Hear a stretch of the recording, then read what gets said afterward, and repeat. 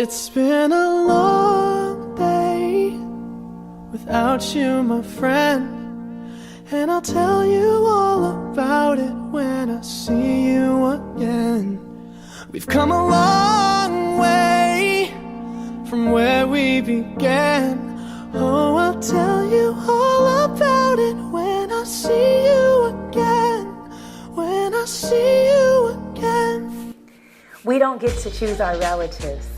They are gifts from God. And Michael, you are a gift. One sure way to make you smile has always been taking a walk down memory lane. So let's walk, shall we?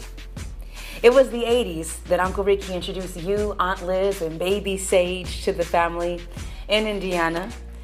I remember when you came, Tanya, William, and I, we weren't too excited because, well, we thought you all were going to come and just steal all the attention from Grandma, but you ended up being the perfect fit, you and Sage. Grandma would take us to McDonald's and Burger King, and I remember we'd get mad because you always wanted more than one Happy Meal, and Grandma would tell us, leave him alone, let him eat as much as he wants. You were truly a Wilson because you loved food. I mean, you loved food, especially when Uncle Dwight and Auntie Jaji were cooking. From being an adult and having them make you chitlins to your 7th birthday. Yeah, I'm going back. I remember Grandma gave you $25, and your birthday wish was to have my parents take you to the grocery store. You had them buy breakfast food with your $25 and make breakfast for everybody. You not only loved to eat, but you were always super thoughtful. We were the coolest kids, sitting around writing out the lyrics to Functified, running through Grandma's backyard during barbecues, the whole family dancing, our parents talking at the top of their lungs, Grandma sweating over the grill, little Sage at like 3 or 4 sneaking sips of beer and getting drunk. These are our memories. This is our family. And then we all lived in Arizona.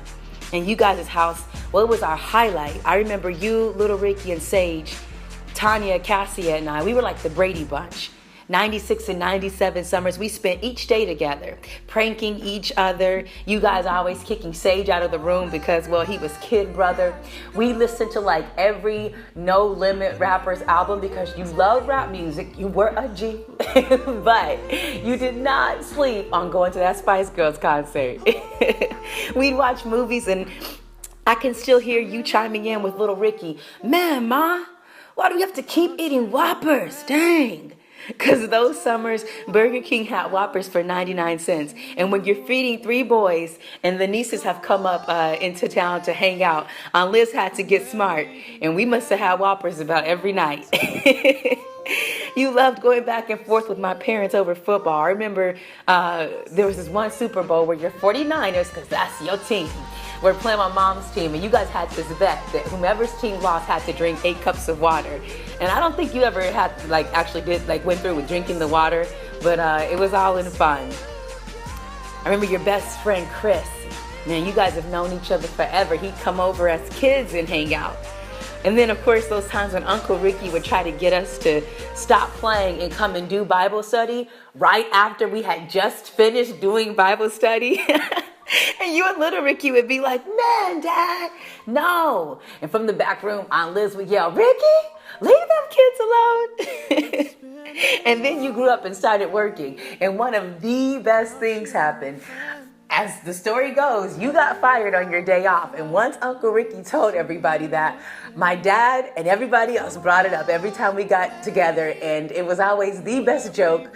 None of us ever let you play that down, but you were always the best sport when we would tease you. I remember your wedding. Tanya and I, especially Tanya, we've always been very protective of you. So we were like, who is this Constance? But she became your beautiful wife and the amazing mother of 3 amazing children who embody the beautiful qualities that you are, and oh, how you love them. Your kids are perfect for you because, well, you've always been perfect with kids.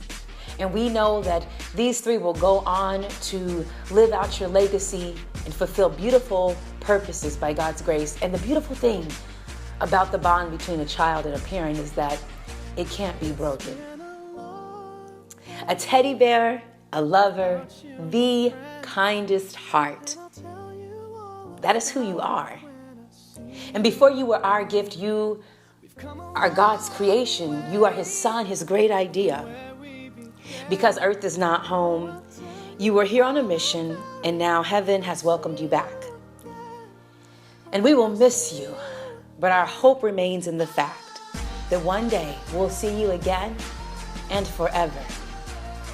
In the meantime, when we think of you, may your name inspire everyone who knows you to live, to value the life and purpose given by the Almighty God, and to love. Because we don't choose our relatives. They are gifts from God. And Michael, you have always been and always will be our gift.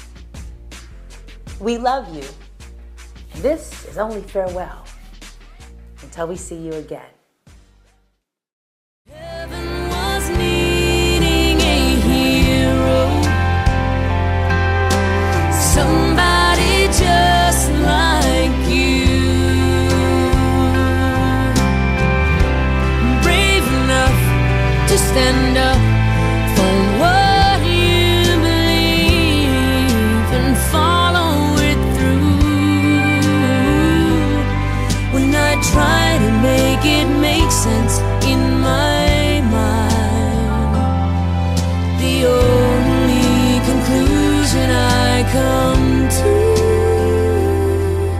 is that heaven was needing a hero like you.